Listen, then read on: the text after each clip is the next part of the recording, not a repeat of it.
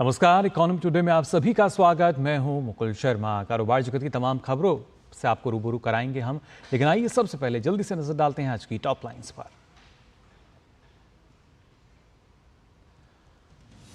संसद में आज पेश होगा आर्थिक सर्वेक्षण। वित्त मंत्री निर्मला सीतारमण लोकसभा में प्रश्नकाल के बाद सदन के पटल पर रखेंगी आर्थिक सर्वेक्षण। उसके बाद राज्यसभा में भी पेश होगी इकोनॉमिक सर्वे रिपोर्ट। मंगलवार को प्रधानमंत्री नरेंद्र मोदी के तीसरे कार्यकाल का पहला बजट होगा पेश। वित्त मंत्री निर्मला सीतारमण 7वीं बार पेश करेंगी देश का बजट। आम जनता के साथ साथ बाजार को भी बजट से हैं काफी उम्मीदें।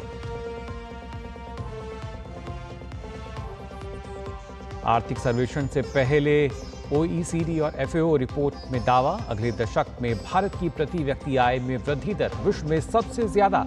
वैश्विक खपत में दक्षिण और दक्षिण पूर्व एशियाई देशों की हिस्सेदारी में भारत की आधी हिस्सेदारी की जताई उम्मीद। और सप्ताह के पहले दिन गिरावट के साथ खुले भारतीय शेयर बाजार। बीते हफ्ते मार्केट में नजर आया था काफी उतार चढ़ाव। शुरुआती दिनों में खरीदारी, हफ्ते के अंत में मुनाफा वसूली देखने को मिली। तो आज की टॉप लाइन्स आपने जानी।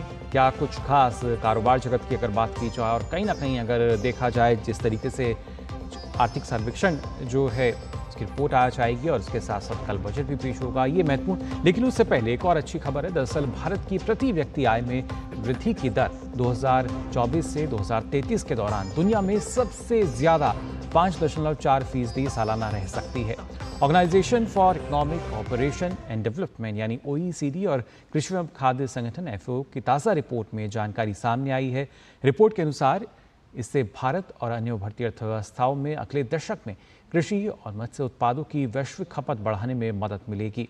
रिपोर्ट में कहा गया है कि इसके पहले के दशक में वैश्विक खपत की वृद्धि में चीन की हिस्सेदारी 28% रही है। वहीं आने वाले दशक में उसकी हिस्सेदारी घटकर 11% रह जाने की संभावना है। पोषण के तौर तरीकों में स्थिरता आने, आमदनी सुस्त होने और आबादी में गिरावट के कारण ऐसा अनुमान है कि विपरीत भारत और दक्षिण पूर्व एशिया देशों की वैश्विक खपत की वृद्धि में हिस्सेदारी 2033 तक बढ़कर 31% हो जाने की उम्मीद है। इसके अलावा अगले दशक में अतिरिक्त वैश्विक खपत में करीब 40% हिस्सेदारी दक्षिण और दक्षिण पूर्वी एशियाई देशों की होगी, जिसमें से आधा हिस्सा भारत का होगा।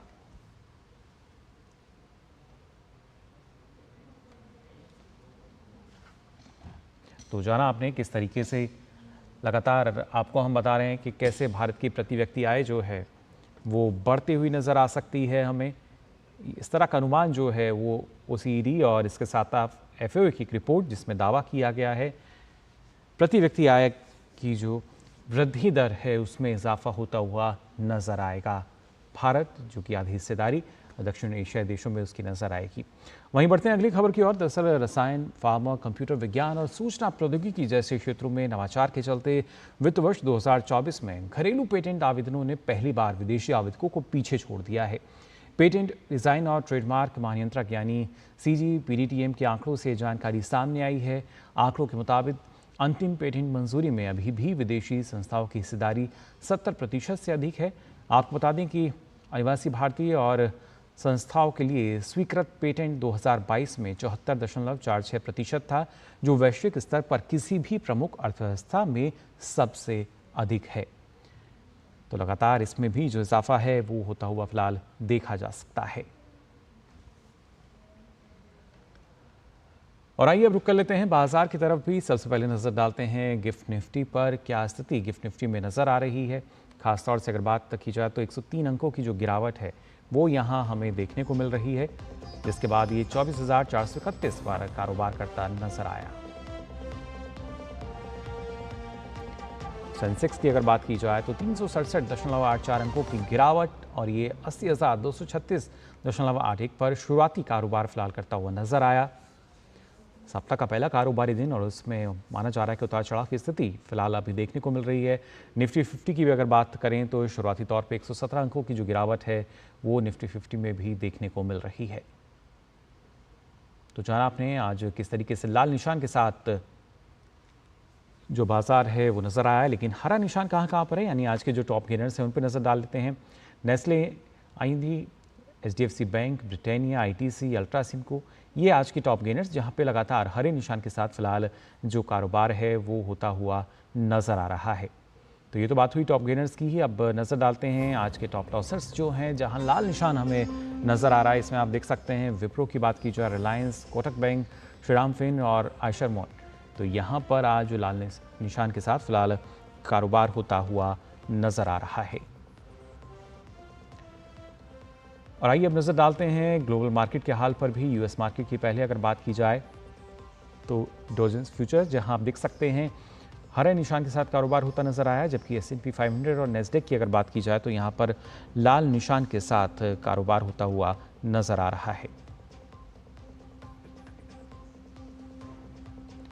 बात अगर करें यूरोपियन मार्केट की तो यहां आप देख सकते हैं लगातार लाल निशान के साथ कारोबार हो रहा है। FTSE की बात की जाए, CSE की बात की जाए या डेक्स की बात करें तो यूरोपियन मार्केट जो हैं उसमें भी एक गिरावट का दौर फिलहाल देखने को मिल रहा है।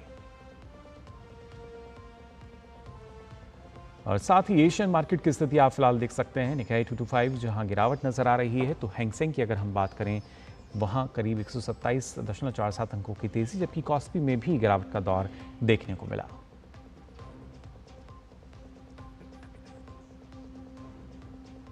और मार्केट के बाद अब आइए बात करते हैं आज के फोकस की।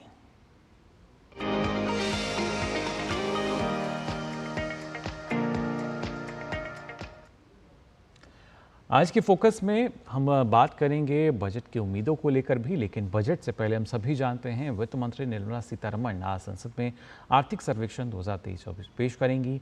मोदी सरकार के तीसरे कार्यकाल का पहला बजट जो है मंगलवार को सदन में पेश किया जाएगा। ऐसे में संसदीय परंपरा के अनुसार बजट पेश किए जाने के एक दिन पहले आर्थिक सर्वेक्षण सदन के पटल पर रखा जाता है। आर्थिक सर्वेक्षण यानी कि इकोनॉमिक सर्वे एक रिपोर्ट कार्ड की तरह होता है, जिसमें पिछले वित्त वर्ष का लेखा जोखा होगा।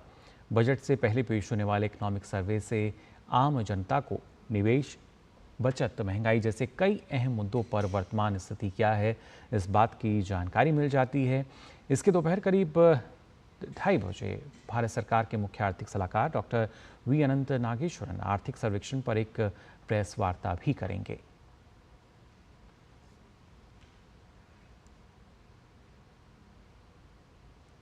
और जैसे हमने आपको बताया कि लगातार जब बजट की हम बात कर रहे हैं जो कि मंगलवार को पेश किया जाएगा, बजट 2024 से जहां आम जनता की उम्मीदें हैं, तो दूसरी ओर भारतीय शेयर बाजार की भी इस बजट से काफ़ी उम्मीदें हैं। निवेशक और हितधारकों का मानना है कि बजट में आर्थिक विकास के साथ ही निवेश के लिए अनुकूल माहौल को बढ़ावा देने वाले प्रावधान आने चाहिए। बाजार विशेषज्ञों को आयकर स्लैब में संभावित बदलाव या छूट में बढ़ोतरी की आशंका है, जिससे खर्च योग्य आय और खपत को बढ़ावा मिल सकता है। साथ ही कॉरपोरेट कर दरों में कटौती की भी उम्मीद की जा रही है, जिससे कॉरपोरेट लाभप्रदता और निवेश भावना पर सकारात्मक प्रभाव पड़ता हुआ नजर आ सकता है।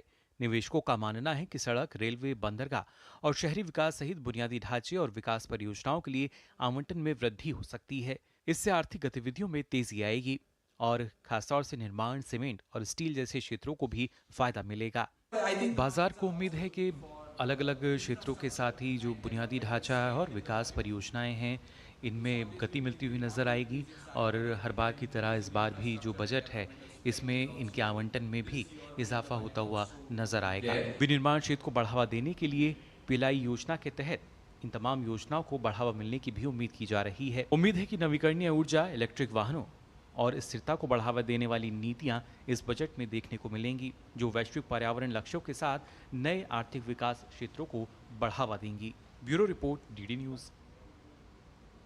तो जाना आपने किस तरीके से जो शेयर बाजार की अगर बात की जाए, यहाँ पर लगातार उम्मीदें हैं।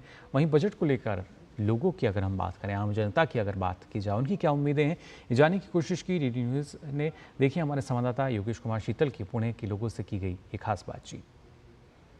मोदी सरकार के तीसरे कार्यकाल का पहला बजट लोगों के सामने आने वाला है। क्या इससे जुड़ी है अपेक्षाएं, खास करके महिलाओं की, जानने के लिए इस वक्त हम आए हुए हैं पुणे में। थोड़े इंसेंटिव्स या फिर एलोकेशंस बढ़े फॉर रिन्यूएबल एनर्जी के रिलेटेड जो प्रोजेक्ट होते हैं उसके रिलेटेड अगर एलोकेशंस हो या कुछ इंसेंटिव्स हो, वो अगर बढ़े तो बहुत हेल्पफुल रहेगा। मेनली स्टार्टअप्स के लिए अगर कुछ हो पाया तो that would be helpful. Budget एक ऐसी चीज़ है कि वो नॉट ओनली डिटरमाइंस कि जो फाइनेंशियल सेक्टर में जा रहा है जो इंटरटेनमेंट सेक्टर में जा रहा है, it as well as it helps कि जो रूरल के अंदर जा रहा है, लाइक फॉर एग्जांपल स्कीम्स रहते हैं, मिशन शक्ति रहते हैं, बेटी बचाओ बेटी पढ़ाओ रहते हैं, तो फिर वो सारी चीज़ों में कौन से इसके अंदर, लाइक फॉर एग्जांपल मिशन शक्ति है, कैसे वो रूरल जगह जहाँ रूरल प्लेसेस में वुमेंस को एम्पावर करते हैं, लाइक फिर फर्टिलाइजर्स खरीदने हो, कुछ भी खरीदने हो, तो उनको एक थिंकिंग रहती है कि हमें। और आइए अब सीधा रुख कर लेते हैं रविशंकर प्रसाद, जो कि एक प्रेस वार्ता को संबोधित कर रहे हैं बीजेपी मुख्यालय में। आइए सीधा रुख करते हैं।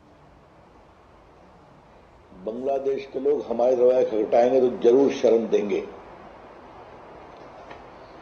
आज के अखबारों में भी Mamata will give shelter if anyone from Bangladesh knocks on our door. Mamata ji, आप वही हैं जिन्होंने सीए के बारे में कहा था कि हम किसी भी हिंदू, सिख, पारसी या क्रिश्चियन शरणार्थी को जो हिंसा से पीड़ित होकर बंगाल में आएंगे उनको घुसने नहीं देंगी। ममता जी ने सीए का हमेशा विरोध किया है, जबकि सीए का कोई संबंध भारत के नागरिकों से बिल्कुल नहीं था, क्या हिंदू क्या मुस्लिम। तो एक तरफ जो अल्पसंख्यक हिंदू या क्रिश्चियन या सिख या पारसी, चाहे बांग्लादेश हो या पाकिस्तान हो, अफगानिस्तान हो, वहां अपने आस्था के कारण विक्टिमाइज होते हैं, पीड़ित होते हैं, उनको स्थान नहीं देंगी। और आज कह रही हैं कि जो भी आएगा उनको हम बसाएंगे। इसका मतलब क्या है? दूसरी बात, बार बार ममता जी और अखिलेश यादव भी थे और राहुल गांधी ये संविधान की बात करते हैं। संविधान में आपको यह अधिकार है क्या? यह अधिकार भारत सरकार का है, केंद्र सरकार का है। आप भी केंद्र में मंत्री रही हैं। This power does not belong to the state government at all. किसको नागरिकता देनी, किसको बसाना, किसको नहीं बसाना। और ममता जी को मैं थोड़ा याद दिलाना चाहूंगा, 71 का वॉर हुआ था तो उस समय भी तत्कालीन केंद्र सरकार ने फैसला किया था कि जो विस्थापित आए थे उनको हम बसाएंगे, क्योंकि वहां विक्टिमाइज हो रहे थे। बांग्लादेश का इंटरनल मैटर है, सेटल हो जाए, हम सभी इसका आग्रह करेंगे, हमें उसमें नहीं पड़ना है। लेकिन एक मुख्यमंत्री सीधा घोषणा करे, इसका मतलब क्या है? क्या भारत की एकता को तोड़ना चाहती हैं आप? उनके ये भी स्वर निकले कि बंगाल का रिलेशन हिंदुस्तान के साथ अच्छा हो। इसका क्या मतलब है? Mamata ji, I would like to ask you, what do you mean by this?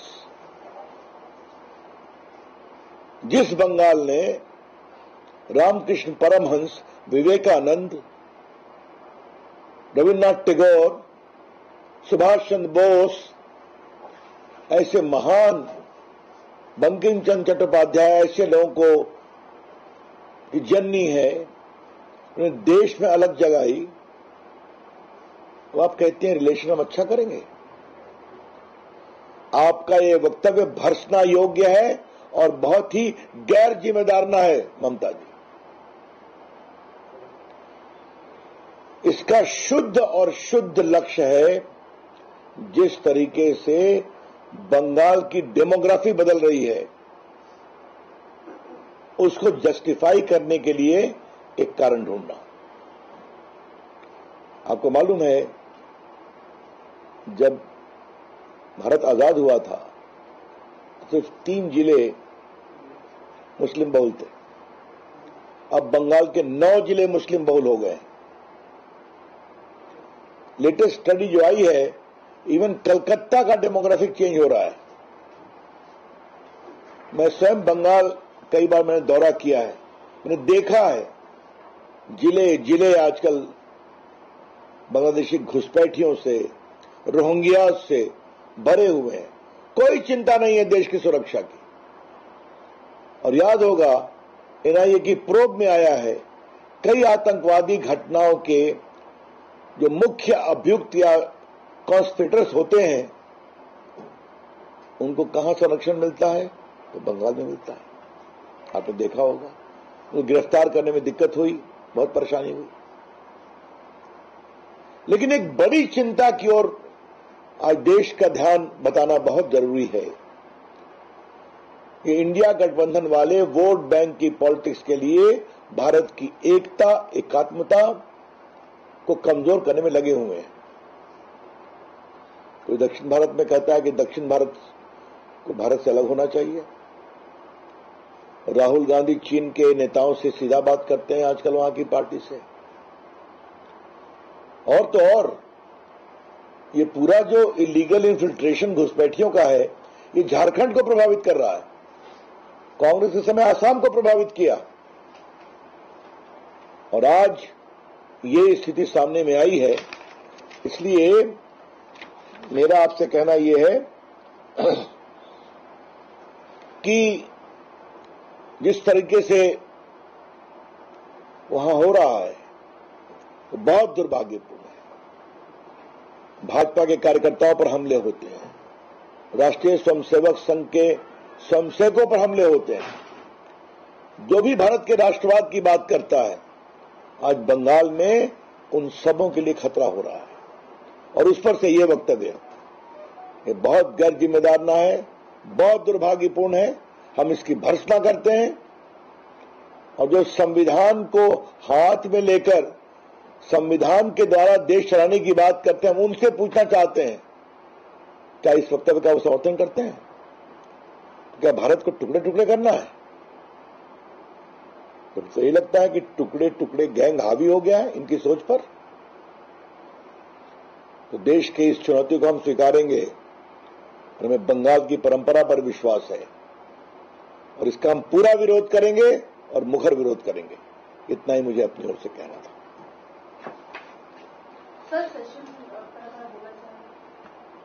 इसमें और कोई सवाल तो नहीं? इंग्लिश में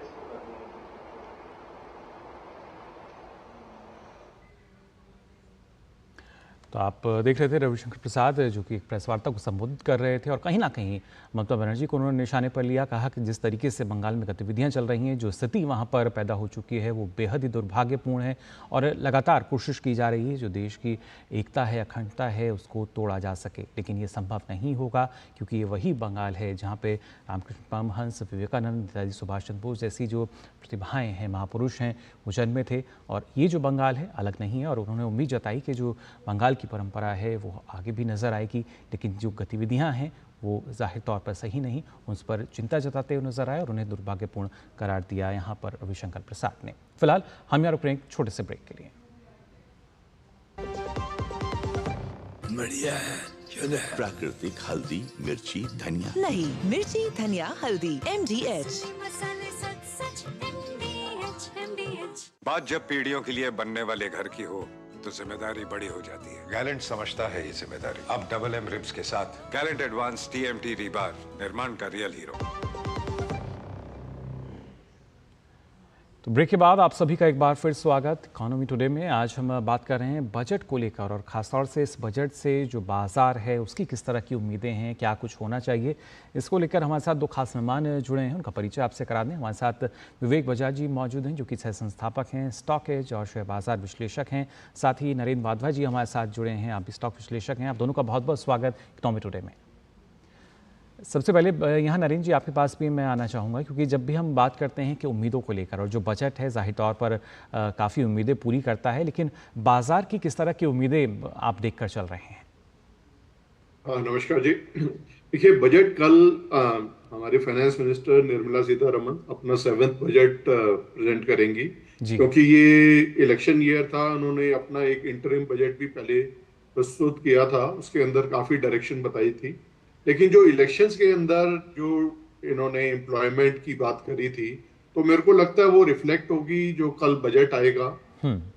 इकोनॉमी हमारी अच्छी परफॉर्म कर रही है, वो उसके अंदर फिस्कल कंसोलिडेशन के ऊपर काफी जोर रहेगा।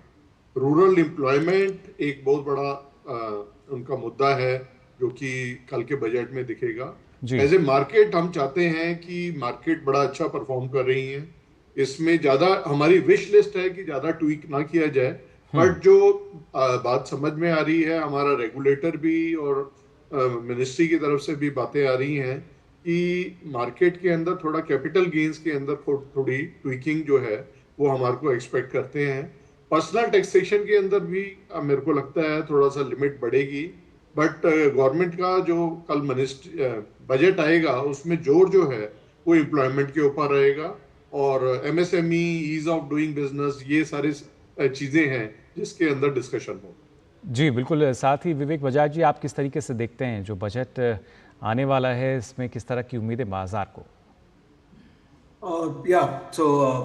बजट देखिए, इन्वायरमेंट सिचुएशन बहुत डिफरेंट है। लास्ट ईयर चाहे वो पॉलिटिकल स्टेबिलिटी या पॉलिटिकल सिचुएशन की बात करें या मार्केट के सिचुएशन की बात करें, यूएस मार्केट की बात करें, लास्ट ईयर के मुकाबले इस साल सिचुएशन बहुत डिफरेंट है। जनरली हम एक्सपेक्ट करते हैं कि जो रिफॉर्म्स, जो थॉट प्रोसेस है, जो फर्स्ट प्रिंसिपल बेसिस पे जो एक्शंस गवर्नमेंट लेती आई है वो कंटिन्यू रहे, पर मुझे लगता है कि इस साल कुछ डिफरेंट होने वाला है। Definitely interior of India, rural economy जो कि स्ट्रगल कर रहा था और अब शायद उसी का इम्पैक्ट इस बार इलेक्शन रिजल्ट में भी दिखा है, तो गवर्नमेंट डेफिनेटली उधर की तरफ जैसा कि हमारे जो दूसरे गेस्ट उन्होंने कहा कि एम्प्लॉयमेंट जनरेशन और जो सॉफ्टवेयर एस्पेक्ट हैं जो देश को आगे बढ़ाने के लिए ज़रूरी है, उस पर इस बार डेफिनेटली कुछ आना चाहिए। और क्योंकि स्टॉक मार्केट ने बहुत ज़्यादा वेल्थ क्रिएट करके दिया, स्पेशली जो वेल्दी सेगमेंट है मार्केट का, उन्होंने काफ़ी वेल्थ क्रिएट किया स्टॉक मार्केट से। तो मैं चाहूँगा तो नहीं, बट मुझे लग रहा है कि कुछ ऐसा एक्शन डेफिनेटली आएगा कि वो उस सेगमेंट पे थोड़ा सा नेगेटिव होएगा और जो मास है, जहाँ से डिमांड, जो रिक्वायरमेंट है, वहाँ से डेफिनेटली कुछ डिमांड इंक्रीज करने के इनिशिएटिव्स ले जाएंगे। जी बिल्कुल। खासतौर से नरेंद्र जी, क्योंकि जो रोज़गार के जब अवसरों की हम बात कर रहे हैं कि उम्मीद पूरी जताई जा रही है, लेकिन खासतौर से अगर जब हम अलग अलग क्षेत्रों की बात करते हैं, वहाँ पे किस तरीके से आपकी उम्मीदें हैं, जो बजट आवंटन है उसमें इजाफा देखने को मिल सकता है? देखिए, हमारे 2-3 सेक्टर्स जो हैं जिसमें फोकस रहा है गवर्नमेंट का जी, वो है इंफ्रास्ट्रक्चर, अपना डिफेंस और रेलवेज। तो मेरे को लगता है इस बार के बजट के अंदर भी यही सेक्टर्स जो हैं और इसके अंदर काफी चर्चा होगी और इसके अंदर काफी प्रावधान किए जाएंगे, काफी एलोकेशन होगी इन सेक्टर्स के अंदर। दूसरी चीज, ये एमएसएमई सेक्टर के अंदर एम्प्लॉयमेंट काफी जनरेट होती है, तो उसमें ईज ऑफ डूइंग बिजनेस का काफी फोकस रहने वाला है। मुद्रा योजना के अंदर भी काफी बात हो रही है कि इसके अंदर जो प्रधानमंत्री की मुद्रा योजना है उसकी जो लिमिट है वो 20 लाख तक की करी जाएगी और जो गारंटी स्कीम थी उसको भी 2 करोड़ से 5 करोड़ का एक्सपेक्टेशन है। तो ये सारे मूव जो हैं काफी अच्छे हैं, हमारी जो पोजीशनिंग है इकोनॉमी की, तो और 8.2% की जो ग्रोथ रेट है उसको सस्टेन करने के लिए ये सारी चीजें लाई जाएंगी इस बजट के अंदर। हमारी एक्सपेक्टेशन एक और ये है कि जो ये सोलर के अंदर जो पीछे डिस्कस हुआ था रूफटॉप के अंदर, इसके अंदर भी सब्सिडी आएगी और ऑल्टरनेट एनर्जी जो है उसके ऊपर काफी एलोकेशन आने वाली। जी चलिए, बिल्कुल उम्मीद यही है कि अलग अलग क्षेत्रों में भी जो विकास की बयार है वो देखने को मिलेगी। फिलहाल आप दोनों का बहुत बहुत शुक्रिया हमारे साथ जुड़ने के लिए। तो जाना आपने बजट से किस तरह की उम्मीदें हैं और किस तरीके से लगातार जो बजट पेश किया जाएगा उसको लेकर हर वर्ग, हर क्षेत्र जो है अपनी उम्मीदें जता रहा है। फिलहाल आज के लिए इकोनॉमी टुडे में बस इतना ही। मुझे दीजिए अनुमति, लेकिन आप देखिए चलते चलते कि किस तरीके से कारोबार जगत से जुड़ी जो तमाम खबरें हैं उनसे आपको हम यहाँ रूबरू कराते हैं और बताते हैं क्या कुछ कारोबार जगत में खास चल रहा है। लेकिन जो आज हमने यहाँ आज के फोकस में जिस पर चर्चा की, बजट को लेकर, जिसको लेकर हर आम जन की बात की जाए, बाजार की अगर बात की जाए, सबको बड़ी उम्मीदें हैं। लेकिन फिलहाल कारोबार जगत में क्या कुछ चल रहा है आप देखिए। तमाम खबरें कारोबार जगत से जुड़ी हुई। मुझे दीजिए अनुमति। इंडियन ऑयल कॉरपोरेशन ने 2047 तक $1 ट्रिलियन की कंपनी बनने का लक्ष्य रखा है, जिसके तहत पारंपरिक तेल शोधन और ईंधन विपणन में वृद्धि को ग्रीन हाइड्रोजन और ईवी चार्जिंग जैसे स्वच्छ ऊर्जा साधनों के साथ जोड़ा जाएगा। इंडियन ऑयल कॉरपोरेशन ने वित्त वर्ष 2023 और 24 में 8.66 लाख करोड़ के राजस्व पर 39,619 करोड़ का रिकॉर्ड शुद्ध लाभ दर्ज किया। केंद्रीय सामाजिक न्याय एवं अधिकारिता मंत्री डॉक्टर वीरेंद्र कुमार दिव्यांगजन सशक्तिकरण विभाग के राष्ट्रीय संस्थानों और समग्र क्षेत्रीय केंद्रों और विभिन्न स्टार्टअप्स और निजी संगठनों के बीच समझौता ज्ञापन पर हस्ताक्षर समारोह की आज अध्यक्षता करेंगे। दिव्यांगता के विभिन्न क्षेत्रों में 70 से अधिक सहमति पत्रों पर ऑनलाइन और भौतिक रूप से हस्ताक्षर समावेशी समाज की दिशा में एक महत्वपूर्ण कदम के प्रतीक के रूप में किए जाएंगे, जिससे आत्मनिर्भरता को बढ़ावा मिलता हुआ नजर आएगा। कर्मचारी भविष्य निधि संगठन ने मई महीने में शुद्ध रूप से रिकॉर्ड 19.50 लाख सदस्यों को जोड़ा है। मई में जोड़े गए कुल नए सदस्यों में से 58% से अधिक 18 से 25 आयु वर्ग के हैं। मई में जोड़े गए कुल नए सदस्यों में से 58% से अधिक 18 से 25 आयु वर्ग के हैं। श्रम एवं रोजगार मंत्रालय ने ये जानकारी दी। साथ ही मंत्रालय ने एक बयान में बताया कि मई में शुद्ध रूप से रिकॉर्ड 19.50 लाख सदस्य जोड़े गए हैं। ये संख्या सालाना आधार पर मई 2023 की तुलना में 19.62% ज्यादा है। यूरोप की प्रमुख एयरलाइन निर्माता कंपनी एयरबस ने H125 हेलीकॉप्टर के लिए अपनी अंतिम असेंबली लाइन स्थापित करने के लिए भारत में 8 स्थानों को चुना है और इस सुविधा के लिए भूमि पूजन समारोह इस साल के अंत तक होने की उम्मीद है। बीते हफ्ते शेयर बाजार में रही तेजी की बदौलत BSE में सूचीबद्ध शीर्ष 10 में से 8 कंपनियों के बाजार पूंजीकरण में 2.10 लाख करोड़ रुपए की बढ़ोतरी हुई। इस दौरान TCS ने पूंजीकरण में सबसे ज्यादा 42,639.16 करोड़ रुपए की वृद्धि हुई है। अब कंपनी का बाजार पूंजीकरण 15.56 लाख करोड़ रुपए ज्यादा हो गया है। भारत ने खाद्य सुरक्षा